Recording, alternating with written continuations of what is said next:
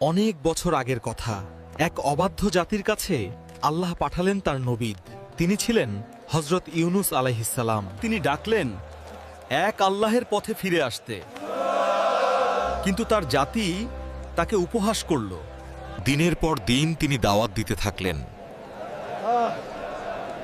তবুও তারা মূর্তি পূজা ছাড়ল না, বরং বলল, যদি সত্য হও আযাব এনে দেখাও। ইউনুসের হৃদয় ভেঙে যাচ্ছিল। একসময় তিনি কষ্টে একটি সিদ্ধান্ত নিলেন। আল্লাহর নির্দেশের অপেক্ষা না করেই তিনি জনপদ ছেড়ে দিলেন। তিনি পৌঁছালেন সমুদ্রের কাছে। একটি যাত্রী বোঝাই নৌকায় তিনি উঠলেন। হঠাৎ আকাশ কালো হয়ে গেল।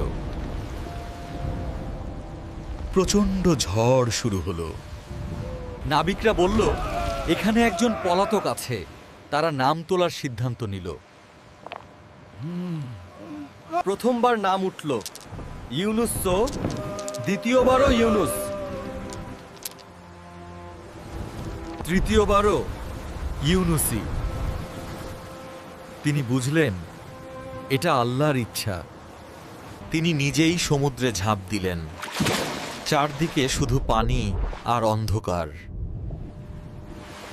ঠিক তখনই আল্লাহ একটি বিশাল মাছকে নির্দেশ দিলেন। মাছটি ইউনুসকে গিলে ফেলল। তিনি পড়লেন ৩ স্তরের অন্ধকারে। সেই অন্ধকারেই তিনি নিজের ভুল বুঝলেন। তিনি কাঁদতে কাঁদতে আল্লাহকে ডাকলেন, লা ইলাহা ইল্লা আনতা সুবহানাকা ইন্নী কুনতু মিনাজ জালিমিন। তিনি বারবার এই দোয়া পড়তে লাগলেন। ফেরেশতারা সেই আওয়াজ শুনতে পেল। তারা বললেন, হাব্বা, এ তো পরিচিত কণ্ঠ। আল্লাহ বললেন, এটা আমার বান্দা ইউনুস। আল্লাহ তার দোয়া কবুল করলেন। মাছকে নির্দেশ দেওয়া হলো, তীরে নিয়ে যাও। মাছ ইউনুসকে তীরে রেখে দিল। তিনি ছিলেন দুর্বল ও অসুস্থ। আল্লাহ তার জন্য লাউ গাছ জন্ম দিলেন। গাছটি তাকে ছায়া দিল। ধীরে ধীরে তিনি সুস্থ হয়ে উঠলেন। আল্লাহ আবার তাকে আদেশ দিলেন নিজ জাতির কাছে ফিরে যেতে। এদিকে তার জাতি আযাবের লক্ষণ দেখল। তারা সবাই তওবা করল, আল্লাহর কাছে ক্ষমা চাইল। ইউনুস ফিরে এসে অবাক হলেন। এবার সবাই তার কথা শুনছে। তারা শিরক ছেড়ে দিল। আল্লাহ তাদের তওবা কবুল করলেন। ইউনুস আল্লাহর শুকরিয়া আদায় করলেন।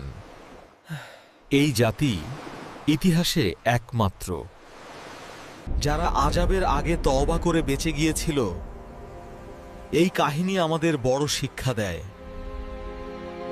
ভুল করলে হতাশ নয়, আল্লাহকে ডাকলেই রহমত আসে। আপনি যত গভীর অন্ধকারেই থাকুন, ইউনুসের দোয়া মনে রাখুন।